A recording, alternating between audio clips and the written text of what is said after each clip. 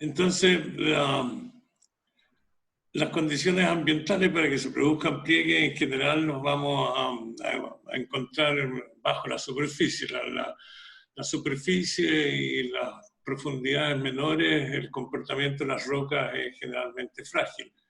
Cuando se llega a temperaturas de alrededor de unos 500 grados, eso va a depender del gradiente termal, la profundidad, vamos a tener un cambio de comportamiento desde frágil a dúctil.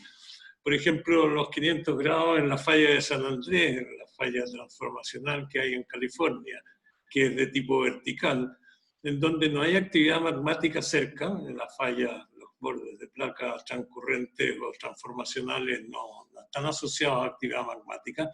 El gradiente termal es el gradiente normal de unos 30 grados por kilómetro. Eso significa que aproximadamente a unos 15 kilómetros de profundidad vamos a tener unos 450 grados centígrados. Entonces las rocas en California, ante esa falla, se empiezan la zona sismogénica, por decirlo así, está desde la superficie, un poco más bajo la superficie, hasta los 15 kilómetros de profundidad.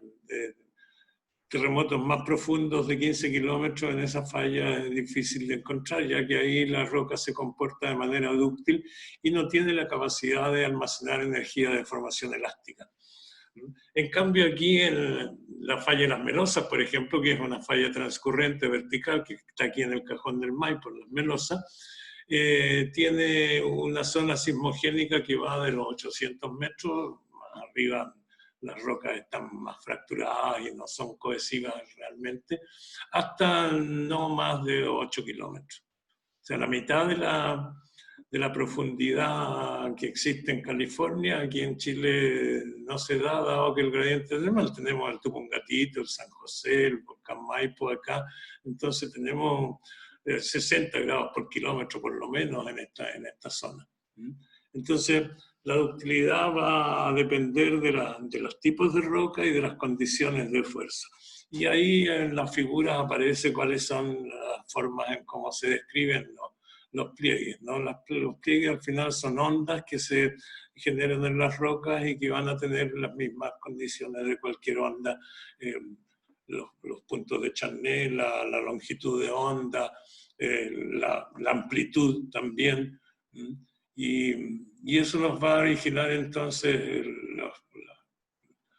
los elementos para poder describir un pliegue. Un pliegue se describe con sus líneas axiales, sus planos axiales y las líneas crestales, las líneas cenales, lo cual nos va a poder permitir reconstruir las cosas hacia abajo. Vamos a diferenciar anticlinales y sinclinales. El anticlinal es un pliegue generalmente cóncavo hacia abajo y en donde las rocas más antiguas están en el centro del anticlinal. En cambio, en el sinclinal, las rocas más antiguas están en las partes marginales y las rocas más nuevas son las que están en el centro.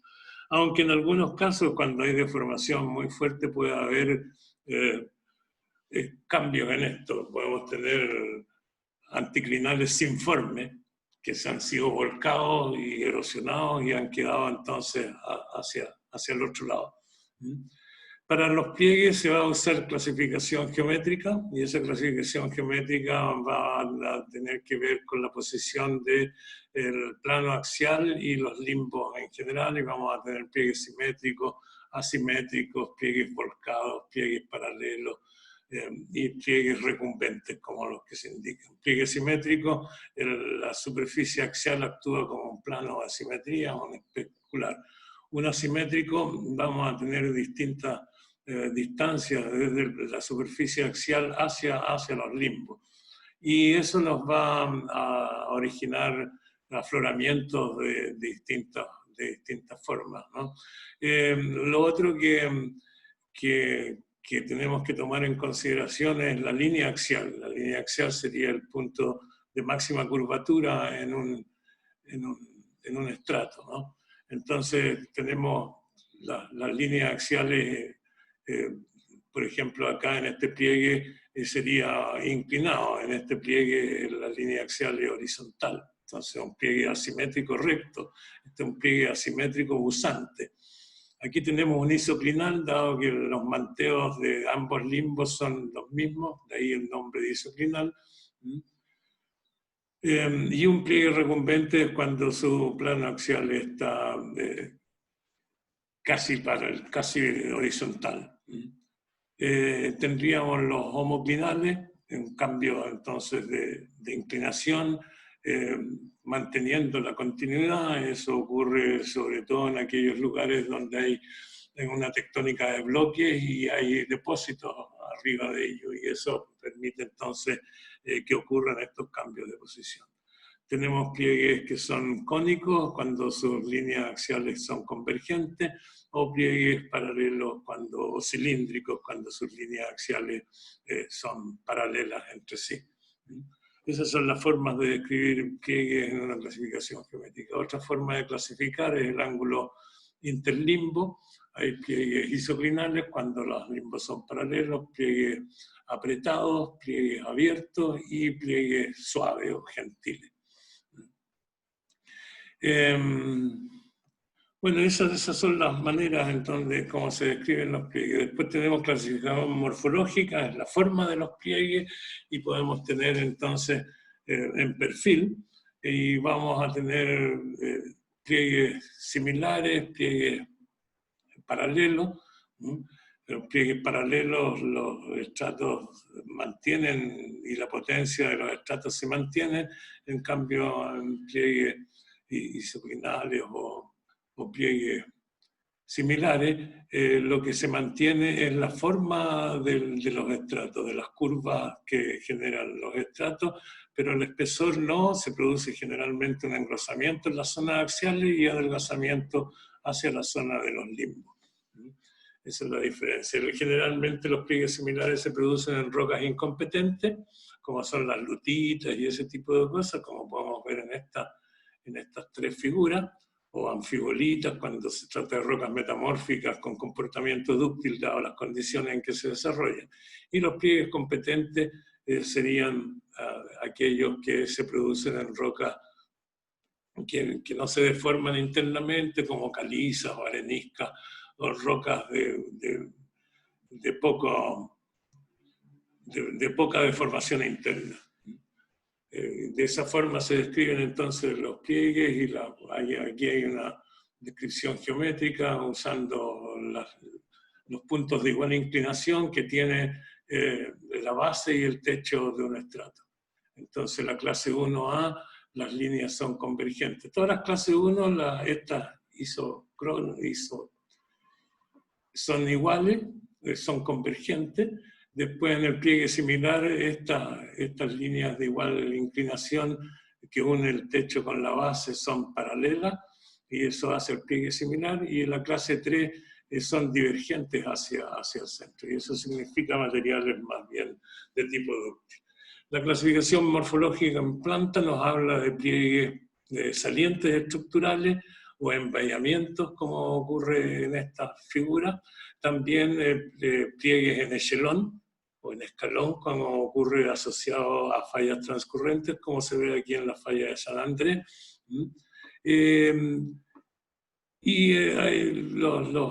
Los sobreescurrimientos de estos vamos a tener también culminaciones y depresiones. Las depresiones van a estar en la parte central y las culminaciones generalmente asociadas a lugares en donde los pliegues se han montado arriba de macizo, como ocurre en estos casos. Esas son las formas de escribir pliegues. Los mecanismos de plegamiento son fundamentalmente dos mecanismos: por deslizamiento flexural, como ocurre cuando hay estratos competentes y son de un lado, o por deslizamientos a lo largo de fracturas o foliación que son perpendiculares a los estratos. Esos son entonces deslizamiento flexural y cizallamiento o deslizamiento en general, como se muestra en esto. Aquí hay una variación del espesor de los estratos en el plegamiento de cizalle. En cambio aquí los estratos se mantienen del mismo espesor, y esto sucede en rocas competentes en general, y esto en rocas incompetentes o en aquellas que están afectadas por alguna anisotropía como foliaciones, etc. Y ahí se ven las formas en cómo se distribuye la deformación al interior del pliegue, dado estos diferentes tipos de plegamiento y estos diferentes mecanismos de plegamiento. La convergencia es la que produce la compresión, en donde ocurren fundamentalmente los pliegues. Tenemos convergencia por subducción o por colisión, y eso va a generar esfuerzos plegadores.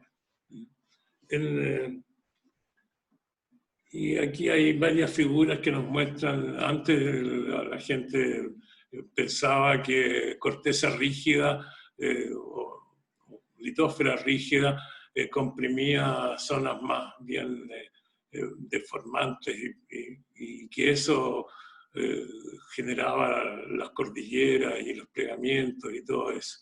Y eso con el concepto de que la Tierra se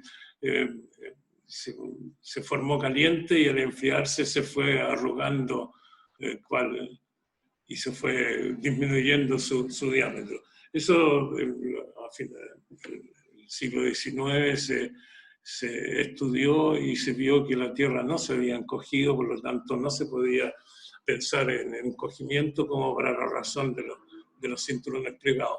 Entonces lo que empezó a predominar fue la idea de una tectónica vertical que hacía que las rocas tomaran energía potencial y por algún cuerpo boyante o de baja densidad que hacía que la corteza se subiera, y al subirse se producían entonces deslizamientos. Y aquí tenemos un perfil de los Alpes y de las napas alpinas comparado con un glaciar que sale desde un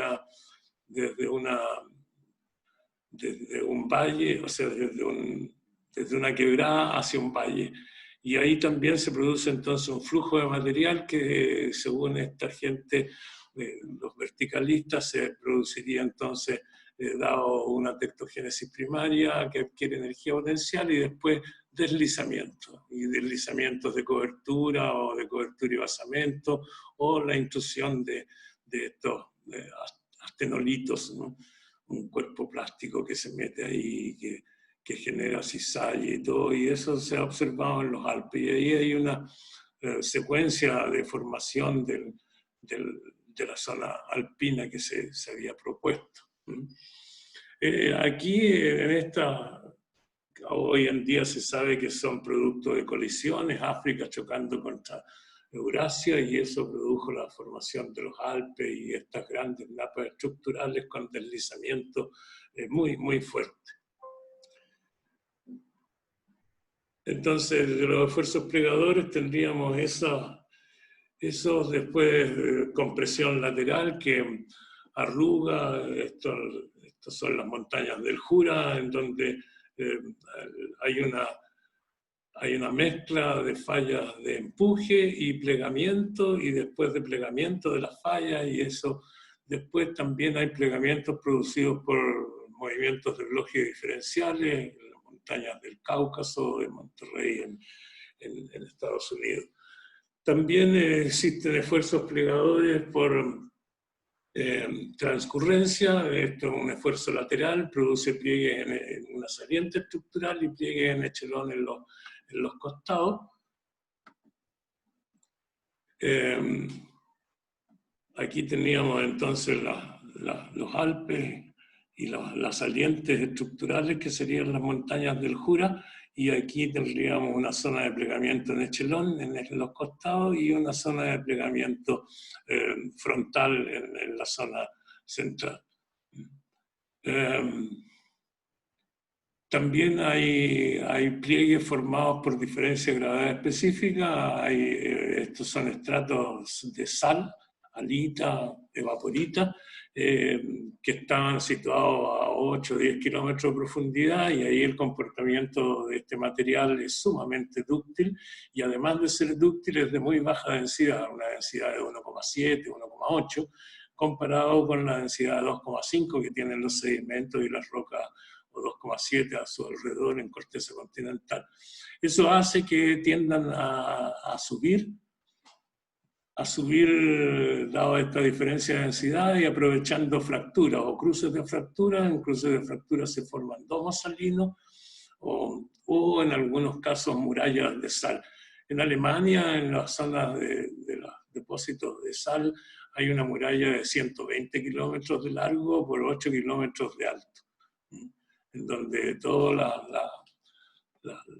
el material salino se metió ahí por una gran falla, o una zona de falla vertical, y eso generó esta gran muralla de sal. Y bueno, y hay algunos ejemplos del flujo en estos lugares. También por levantamiento de bloques, por intrusiones relativamente de mesosonales, van a producirse, se mete un magma ahí apretando los estratos que hay alrededor, produciendo pliegues también por esta condición. Y también por fallamiento y diferencial, por ejemplo, fallas que al separarse continentes van a producir este tipo de plegamientos supratenes que se van poniendo cada vez más suaves hacia arriba. La posición dentro de un cinturón plegado también es algo importante. Hay poca deformación en la parte interna del cinturón plegado. En la parte central del cinturón plegado hay metasomatismo, hay intrusiones, hay volcanismo y hay grauvaca. Y en la parte externa del cinturón plegado podemos tener napas estructurales que comprometan tanto el basamento como la cobertura, y en la parte más interna los deslizamientos nos provocan estos deslizamientos de cobertura fundamentalmente. Y eso se ve en cualquier, por ejemplo, los pliegues que tenemos en la zona andina, en la cordillera de la costa, son pliegues suaves. En cambio, cuando nos metemos hacia la zona central ya tenemos intrusiones, tenemos otros mecanismos de plegamiento, un plegamiento tan fuerte que en algunos casos, como en los Valdés, podemos ver estratos verticales, un plegamiento tan cerrados que después nos llevan hacia la Pampa Argentina a ver deslizamiento y un plegamiento más bien de cobertura, en donde no hay actividad magmática ni hay metasomatismo. Entonces también los pliegues van a tener que verse con ese tipo de cosas. Vamos a ver.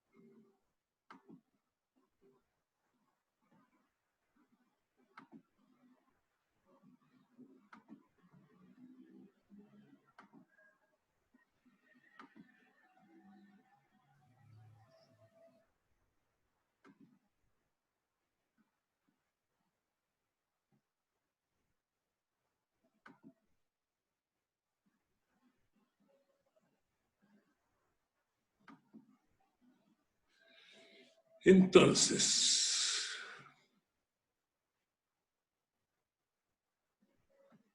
las diaclasas son fracturas que no tienen movimiento importante en ellos.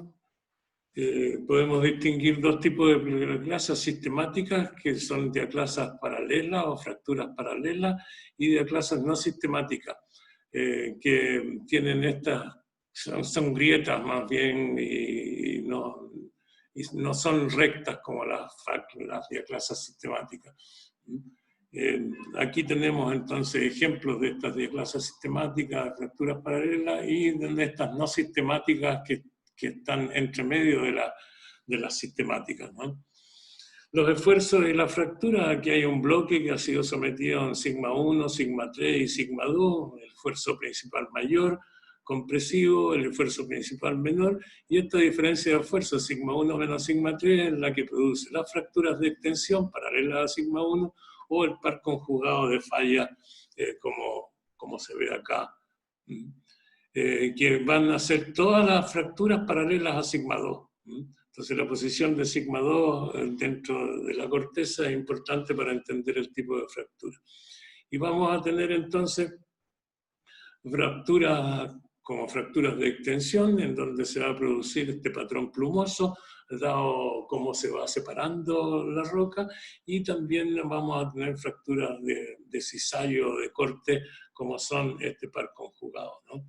También, además de la primera que se produce son las fracturas de extensión, que serían las paralelas a sigma 1. Después, aumentando el esfuerzo, se produce el par conjugado de falla, o fracturas de cisalle, y finalmente, cuando los esfuerzos son retirados, el cuerpo que ha sido achatado en la dirección de sigma 1, ahora se estira, se relaja y se producen fracturas de relajación, como son estas fracturas horizontales que aparecen aquí en el bloque. El paso de uno al otro va a depender de las condiciones de formación y el reconocimiento del patrón plumoso para fracturas de extensión y las estrías de la falla. Las diaclasas pueden ser de extensión y por lo tanto el movimiento es perpendicular al plano de fractura, o diaclasas de corte en donde el movimiento es pequeño, como pueden ver los vectores son pequeñitos, y se produce entonces paralela al movimiento al plano de fractura. Y las oblicuas, esos serían los tres tipos. Ahora, una diaclasa de extensión produce un aumento del espacio, hay un espacio abierto aquí en el cual soluciones pueden pasar y cristalizar. La cristalización generalmente va a ser perpendicular a las paredes, va a ser una cristalización como ocurre aquí en esta figura. Las fracturas de extensión que van a generar estas vetillas de relleno, así se llaman, pues se rellena el espacio abierto, van a tener paredes que van a coincidir una con el otro.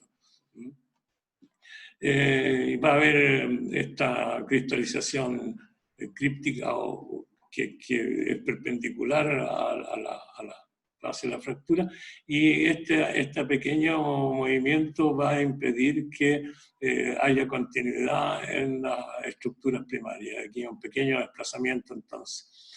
En cambio, en una fractura de corte no va a haber aumento del volumen. Lo que se va a formar no va a ser una beta de relleno como acá, sino que una beta de reemplazo. A diferentes tipos de roca el reemplazo va a ser diferencial, entonces va a haber mayor reemplazo en aquellas rocas más reactivas. Ningún reemplazo cuando, por ejemplo, este estrato sea de arenisca cuarzosa. El cuarzo no reacciona, así que aunque sean las soluciones muy ácidas que estén pasando por aquí, va a reaccionar con las rocas volcánicas o las rocas carbonatadas. Ahí se desarrolla una fuerte. Y aquí las estructuras primarias no se van a ver desplazadas porque solo sirvió para romper, no para desplazar. El elipsoide de formación se utiliza para reconocer tanto las fracturas asociadas como las direcciones de movimiento en falla transcurrente, en estas formas en echelón. Las diaclasas van a ser tectónicas cuando están relacionadas a compresión o a extensión, o a movimientos continentales o de placa, cuando se producen estas grandes zonas de debilidad o fracturamiento relacionadas con el movimiento de placas. Algunas personas dicen que al moverse las placas desde una posición ecuatorial a una polar, cambia la curvatura del planeta, por lo tanto cambia la curvatura de esa litósfera, y al doblarse más o al enderezarse más se produce un fracturamiento con esas dimensiones gigantescas. También existen diaclasas no tectónicas, por encogimiento, por enfriamiento, es un cuello volcánico de los extraterrestres, y estas son lavas basálticas generalmente, que han ocurrido en ello un fracturamiento columnar, dado que los centros de enfriamiento en una falla basáltica, al ser bastante fluido y por lo tanto de material homogéneo, esos centros de enfriamiento van a estar separados a distancias iguales. Entonces cada centro de enfriamiento va a tirar hacia sí el material, y se va a producir entonces una fractura perpendicular a la unión de dos centros de enfriamiento. Como hay una distribución regular de estos centros de enfriamiento, se produce entonces una geometría hexagonal, y se producen estos basaltos columnares con columnas hexagonales. En general, mientras más fluido y homogéneo sea la lava, va a dar origen a este tipo de hermosa columna. Otras fracturas o diaclasas son las diaclasas por descarga, cuando un glaciar se derrite, o la misma erosión, un plutón que haya sido emplazado a 8 kilómetros de profundidad por levantamiento y erosión, tiende a relajarse hacia arriba, ¿no? Se ha quitado la sobrecarga, y eso provoca entonces un fracturamiento relacionado a erosión y descarga. La superficie preglacial y los glaciares también generan este tipo de situaciones, con un fracturamiento que se va poniendo cada vez más separado y plano hacia abajo. Y al final, en profundidad mayor, deja de haber.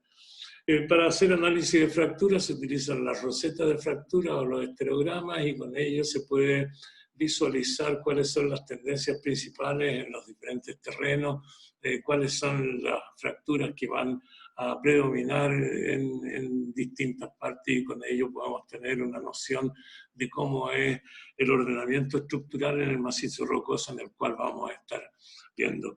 Como vimos antes con el círculo de amor y todo eso, las fracturas no se disponen en cualquier dirección, sino que generan patrones que son regulares. Y no solamente ocurre en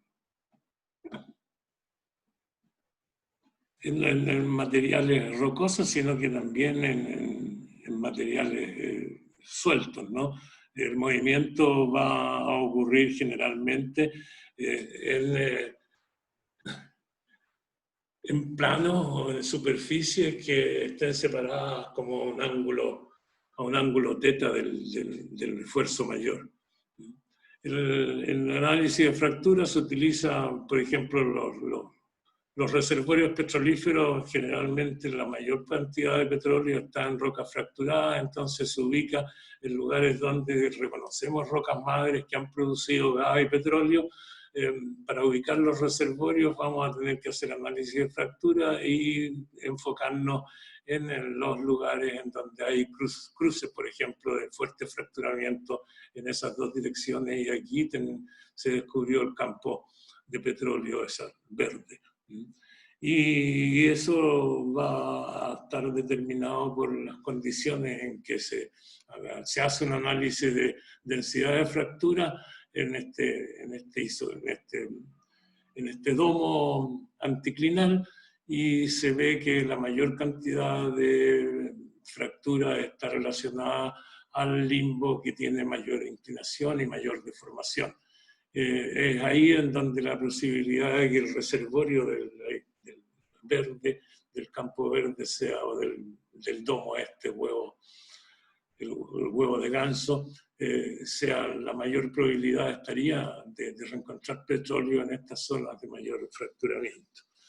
En los yacimientos es lo mismo, el cruce de grandes fracturas, como por ejemplo el sistema de falla domeico, la falla oeste, como llaman en Chuqui, por fracturas diagonales, han producido entonces la posibilidad de emplazamiento de plutones porfíricos que a su vez han generado mineralización, como se ve en este cruce de fracturas que están después rellenas por magma y han generado estos diques, y esos diques entonces nos indican una zona de cruce en donde se ha producido fracturamiento. El análisis de fracturas también, dado el estudio de sus movimientos y sus posiciones, nos permite entender las zonas de mayor mineralización, de mayor abertura en vetas, por ejemplo.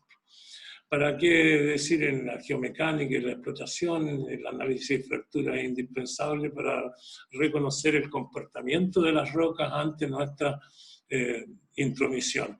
Y ahí, bueno, vamos a tener deslizamientos, fallas como cuchara o cuñas o caída de bloque, y eso va a depender de las condiciones del cerro. Por ejemplo, aquí tenemos dos zonas distintas de fracturamiento, de estas con esos tres conjuntos principales, y estos con estos otros tres conjuntos, pero que están en posiciones distintas. Y como podemos ver, esta zona estructural, tenemos dos zonas estructurales, pero en términos geotécnicos tenemos 5 zonas distintas, ¿no? Esta es una zona estable, una zona de cuña, una zona de deslizamiento, de toppling y ese tipo de cosas, y eso va a depender del diseño. Entonces, las fracturas existen, las rocas y todo eso. Lo que cambia es el diseño que podemos hacer para hacerlo más estable o más. En las minas, la geología se dedica a entregarles, por ejemplo, mapas como estos, en donde se detallan los tipos de rocas, las condiciones de las rocas, y finalmente todo eso nos permite entender cuáles serían los máximos ángulos de talud que cada una de estas zonas puede soportar sin que haya inconvenientes.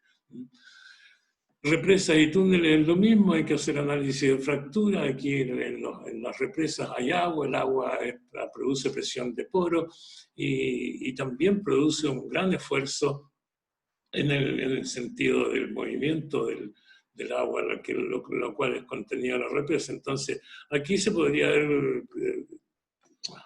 construido la represa en esta parte que es más angosta, pero al final se decidió acá, dado que la presión que ejercía el agua cerraba estos fracturamientos y la represa se dispuso de forma paralela al fracturamiento de tal manera que la presión del agua. Lo mismo pasa con los túneles. El túnel entre estos dos valles más corto habría sido en esta dirección, pero en esa dirección hay zonas de fractura muy fuertes. Se decidió entonces cortarlo.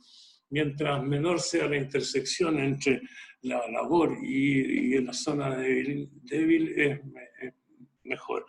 El túnel de Chacabuco se construyó a lo largo de la zona de falla, la falla que hay ahí, y ha sido siempre una complicación muy fuerte. No se hizo un estudio geotécnico previo y alrededor. Se demoraron como 20 años en construirlo y en terminarlo. El túnel Loprado, a diferencia que se empezó, el túnel Chacabuco a finales de los 40 empezó a diseñarse y a tratar de construir y se terminó en los 60. En cambio, el túnel Loprado se empezó a estudiar en los 60, se hizo la geotecnia, se hizo perforaciones, se estudió eso y se decidió una dirección que era la más propicia para tener menor colapso. Y en la medida que se iba haciendo el túnel, se iba también aumentando la información y corrigiendo los modelos para tener las mejores estabilidades.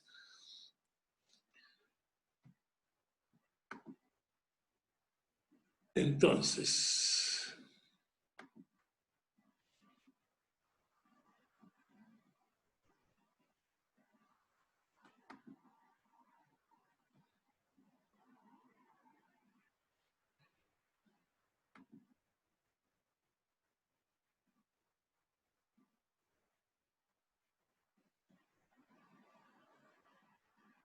vamos a tener que...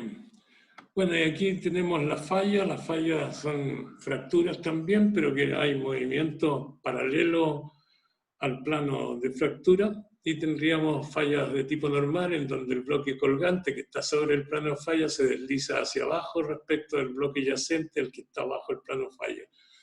Esta es una falla normal porque esto se desliza hacia abajo, en cambio esta otra es una falla inversa porque este bloque colgante, y además que se plegó, se desliza hacia arriba a lo largo de este plano de falla.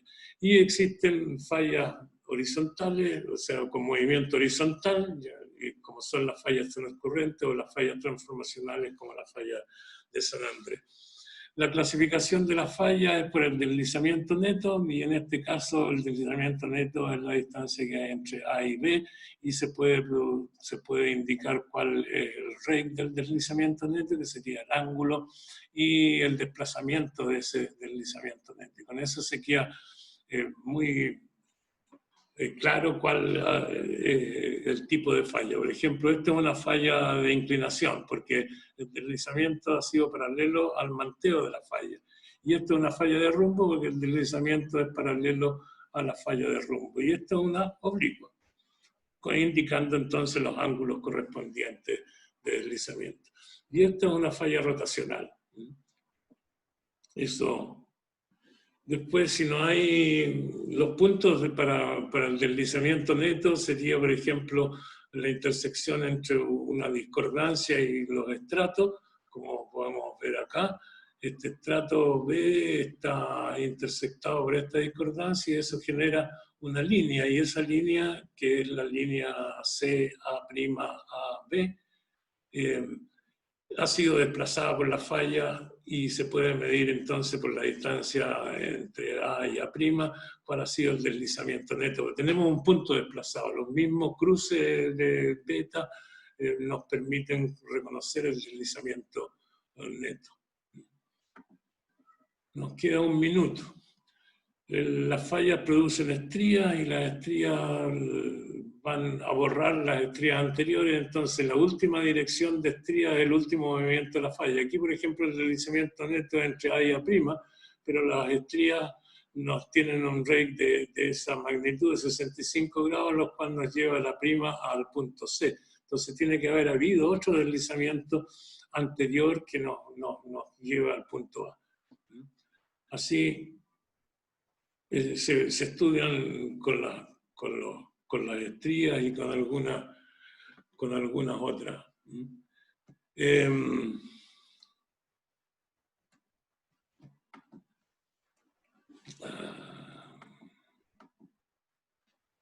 Después, si no hay puntos, hay